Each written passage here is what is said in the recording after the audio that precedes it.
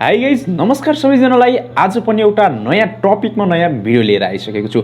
सर्वप्रथम स्वागत छ तपाईलाई सल्यान्टेक युट्युब च्यानलमा। साथीहरू हामीले पार्ट 1 भिडियो पब्लिस गरिसकेका छौँ।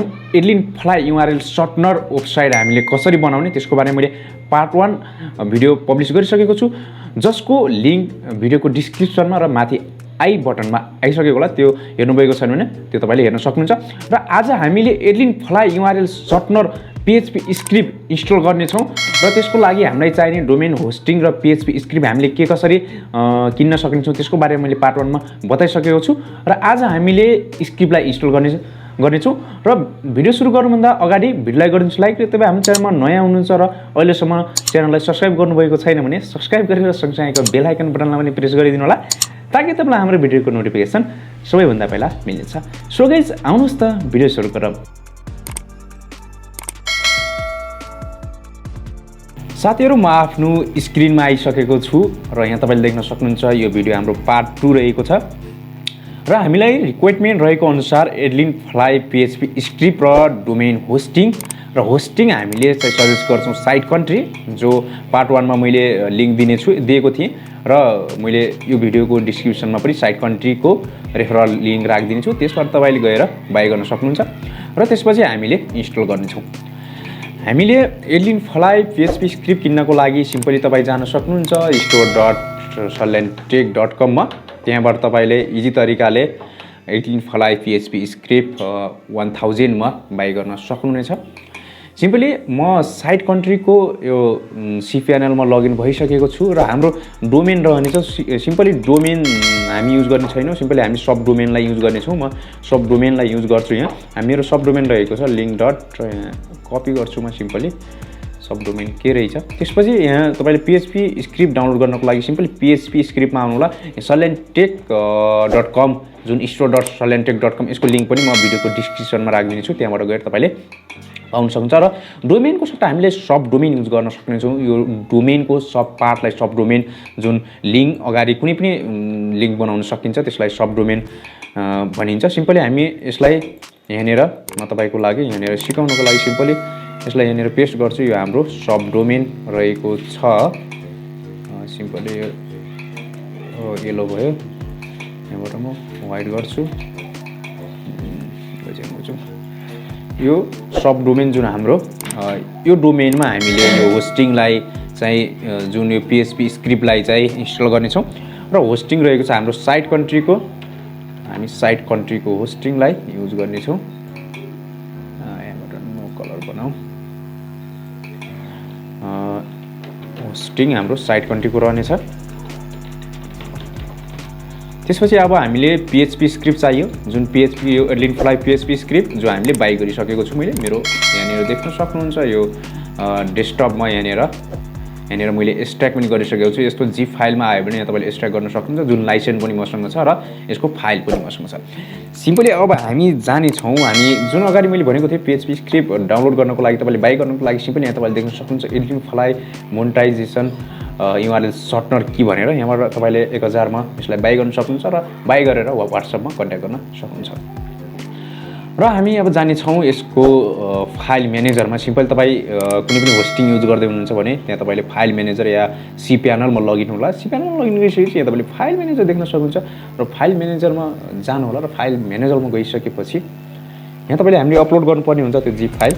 सिम्पली यहाँ तपाईको डोमेन युज गर्दै हुनुहुन्छ भने चाहिँ डिफल्ट रूपमा जुन पब्लिक HTML मा नै रहन्छ। यदि तपाई सब डोमेन युज गर्दै हुनुहुन्छ भने यहाँबाट डोमेनमा गएर हामीले यहाँनेर देख्न सक्नुहुन्छ link.inusing.in जुन सब डोमेनमा इन्स्टल गर्दै सिम्पली यसमा जानुपर्ने हुन्छ। यसमा गइसकेपछि जुन पब्लिक HTML रहेको छ सिम्पली पब्लिक HTML भनेपछि यसमा जानुपर्ने हुन्छ। सिम्पली पब्लिक HTML मा गइसकेपछि हामी जान्छौं। यो फाइलहरु जुन पब्लिक HTML मा गइसकेपछि यसलाई हामी डिलिट गर्छौं। यसमा कुनै पनि चीज राख्दैनौं।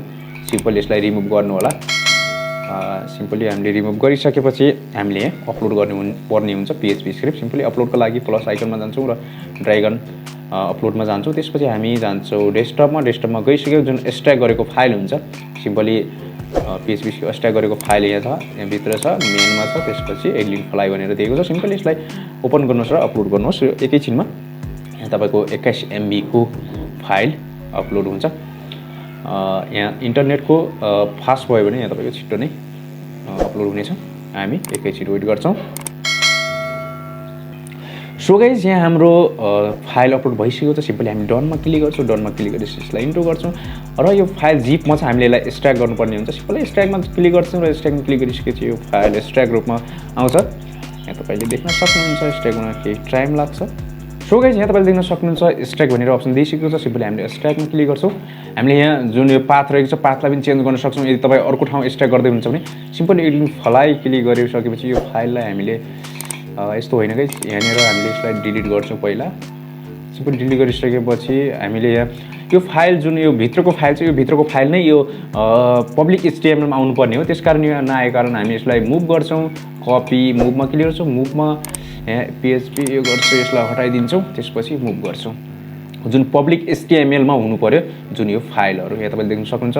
सिम्पली अगाडि एक्सट्र्याक्ट गर्ने बेला त्यहाँ केही मिस्टेक भएको थियो। सिम्पली यहाँ तपाईँले देख्न सक्नुहुन्छ यो एडलिङ्कफ्लाईको कुनै पनि काम छैन। यसलाई रिमुभ गरिदिउँ। यो फोल्डरलाई सिम्पली रिमुभ गरिसकेपछि हामीसँग आइसकेको छ पुरै डाटा। अब त्यसपछि हामीले गर्नुपर्ने काम के हुन्छ भने चाहिँ सिम्पली हामीले राख्नुपर्ने हुन्छ लिङ्क डट के थियो अगाडि हाम्रो डोमेनलाई राखौँ। त्यो गरिसकेपछि यहाँ तपाईँले डोमेनलाई राख्नुहोस्। डोमेन कहाँ गयो?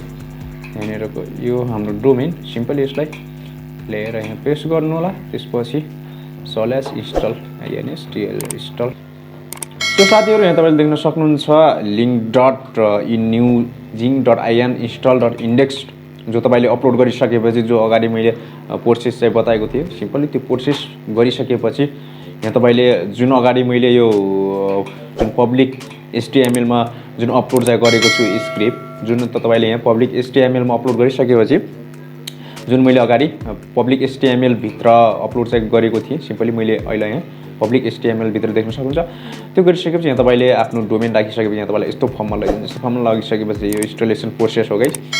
इन्स्टलमा क्लिक गर्नुहोस्। इन्स्टलमा क्लिक गरिसकेपछि यहाँ तपाईँले देख्न सक्नुहुन्छ यहाँ डाटाबेस युजर नेम पासवर्ड अनि डाटाबेस नेम दिन्छ र डाटाबेस क्रिएट गर्नुपर्ने हुन्छ। सिम्पली सी प्यानलमा लगइन हुनुभएको छ भने सिम्पली सी प्यानलमा आउनु। सी प्यानलमा आइसकेपछि यहाँ तपाईँले माई स्कुल डाटाबेस देख्न सक्नुहुन्छ। सिम्पली तलतिर जानुभयो भने माई स्कुल डाटाबेस रहन्छ।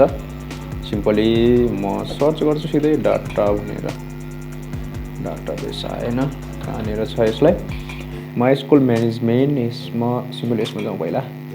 यसमा भने चाहिँ एसएमएन हो। हामी सिम्पली क्रिएट डाटाबेसमा क्लिक गर्छौँ। क्रिएट डाटाबेसमा क्लिक गरिसकेपछि तपाईँले देख्न सक्नुहुन्छ हामी डाटाबेस क्रिएट गर्नुपर्ने हुन्छ। सिम्पली हामीले यसलाई अनि लिङ्क URL भनेर टाइप गरौँ। सिम्पली यहाँ तपाईँले सेम टु सेम जुन डाटाबेसको URL युजर नेम र नामलाई चाहिँ सेम टु सेम बनाउन सक्नुहुन्छ। सिम्पली पासवर्ड यहाँ तपाईँले टक्क जेनेरेट पासवर्डमा क्लिक गरिदिनु। पासवर्ड हुन्छ। यसलाई कपी गरेर यहाँ तपाईँले राख्नु होला किनकि यो अहिले चाहिन्छ। सिम्पली पासवर्ड मैले कपी गरेर राखेँ। सिम्पली हामीले क्रिएट डाटाबेसमा क्लिक गर्नुपर्ने। सिम्पली डाटाबेसमा क्लिक गरिसकेपछि यहाँ तपाईँले देख्न सक्नुहुन्छ हाम्रो डाटाबेस क्लिक भइसकेको छ। सिम्पली यो डाटाबेस नेम रहन्छ। सिम्पली हामी डाटाबेसको नेममा डाटाबेस नेम राख्नेछौँ। सिम्पल डाटाबेस नेममा डाटाबेस नेम यता स्पेस आयो। सिम्पली यसलाई हटाइदिन्छौँ। त्यसपछि हाम्रो डाटाबेस युजर नेम पनि यही छ र पासवर्ड हामीले यो राखेका थियौँ। सिम्पली यसलाई कपी गरेर यहाँ तपाईँले पेस्ट गर्नु। सिम्पली सबमिटमा क्लिक गर्नु। सबमिट क्लिक गरिसकेपछि यहाँ तपाईँले देख्न सक्नुहुन्छ यो हाम्रो क्रिएट भइसकेको छ र सिम्पली बिल डाटाबेसमा क्लिक गर्नुपर्ने हुन्छ। यहाँ सिम्पली आफूले जुन तपाईँको एडमिन प्यानल हुन्छ त्यसमा लगइन गर्नको लागि सिम्पली यहाँ तपाईँले राख्नुपर्ने हुन्छ। म यहाँ सिम्पली राख्छु आफ्नो Gmail salyantech.com store.@gmail.com यो मेरो Gmail रहेको छ। सिम्पली युजर नेम तपाईँले राख्न सक्नुहुन्छ। लिङ्क URL भनेर सिम्पली तपाईँले पासवर्ड कुनै पनि राख्न सक्नुहुन्छ। मैले डेमोको लागि जुन यही पासवर्ड उठाएर यहाँ राखिदिन्छु। त्यसपछि कन्फर्म पासवर्डमा त्यही कपी पेस्ट गरिदिन्छु। त्यसपछि सबमिटमा क्लिक गर्छु। यो तपाईँको यो डिटेल जुन तपाईँले देख्न सक्नुहुन्छ एड होम या एड डेसबोर्ड। हामीले एड होम गर्छौँ। सिम्पली हामी पहिला होममा जान्छौँ। तपाईँले देख्न सक्नुहुन्छ हाम्रो URL सर्टनर क्लियर भइसकेको छ र म कुनै पनि एउटा लिङ्क सर्ट गरेर यहाँ तपाईँलाई देखाउने छु। सर्ट हुन्छ कि हुँदैन भनेर सिम्पली पेस्ट गरेर URL सर्टमा क्लिक गरेर यहाँ तपाईँले देख्न सक्नुहुन्छ हाम्रो URL सर्ट भएर आउने। सिम्पली यहाँ तपाईँले देख्न सक्नुहुन्छ link.enews.com हाम्रो URL सर्टनर क्लियर रूपमा भइसकेको छ। सिम्पली हामीले यहाँ तपाईँले देख्न सक्नुहुन्छ हाम्रो। त्यसपछि यहाँ तपाईँले लगइन गरेर आफ्नो एडमिन डेसबोर्ड लगइन गर्न सक्नुहुन्छ। सिम्पली अगाडिको पासवर्ड यही हो।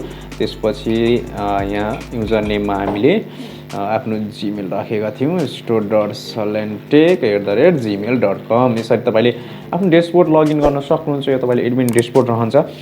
सिम्पली सो गाइस यसरी नै हाम्रो इन्स्टलेसन प्रोसेस रहन्छ। सिम्पली यहाँनिर तपाईँले सब डोमेन भएको कारण केही जुपिन भयो होला, त्यहाँनिर यहाँ तपाईँको डोमेन भयो भने सिधै पब्लिक HTML मा गएर स्क्रिप्ट अपलोड गर्नुभयो भने सिम्पली त्यो इन्स्टलेसन प्रोसेसमा आइहाल्छ। So guys PHP script install भइसकेपछि हामी यो डेस्कबोर्डमा लगइन भइसकेपछि सिम्पली यहाँनिर एडमिन एरिया भन्ने छ, त्यसमा जानु होला। त्यसमा गइसकेपछि हामीले लाइसेन्स यहाँ जुन पर्सनल कोड र पर्चेस कोड राख्नुपर्ने हुन्छ। सिम्पली यहाँ तपाईँलाई जुन अगाडिको जिप कोड दिएको बेला त्यो एउटा लाइसेन्स पनि दिइन्छ, त्यो लाइसेन्समा गएर त्यहाँ तपाईँले कपी गरेर यहाँ पेस्ट गर्नुपर्ने हुन्छ। सिम्पल लाइसेन्समा जानु, लाइसेन्समा गइसकेपछि यो लाइसेन्स भन्ने कोडलाई यहाँ तपाईँले पर्चेस कोडमा राख्नुपर्ने हुन्छ। सिम्पली म यसलाई पर्चेस कोडमा राखिदिन्छु र त्यसपछि यो पर्सनल टोकनमा जुन तपाईँको पर्सनल टोकनको कपी गर्नुहोस् र त्यसपछि यहाँ पेस्ट गरेर सबमिटमा क्लिक गर्नुहोस् र यहाँ तपाईँको फुल्ली रूपमा एडलिनफ्लाई PHP स्क्रिप्ट जुन URL सर्टनर यहाँ तपाईँको कम्प्लिट हुनेछ। सो साथीहरू यहाँ तपाईँले देख्न सक्नुहुन्छ हाम्रो URL सर्टनर वेबसाइट बनिसकेको छ र यसरी नै तपाईँ URL सर्टनर वेबसाइट बनाउन चाहनुहुन्छ भने सिम्पली हाम्रो स्टेपहरू फलो गर्न सक्नुहुन्छ र यसको स्क्रिप्ट किन्नको लागि यहाँ तपाईँले store.salyantech मा गएर यी तरिकाले स्क्रिप्ट लिन सक्नुहुन्छ। सो गाइस आजको लागि यति नै। यदि तपाईँलाई कुनै पनि ठाउँमा डाउट लाग्छ भने सिधै हामीलाई WhatsApp गर्न सक्नुहुन्छ र मेसेज गर्न सक्नुहुन्छ, मेल गर्न सक्नुहुन्छ। सो गाइस आजको लागि यति नै। म अर्को भिडियोमा आउने नै छु। तबसम्मको लागि जय नेपाल।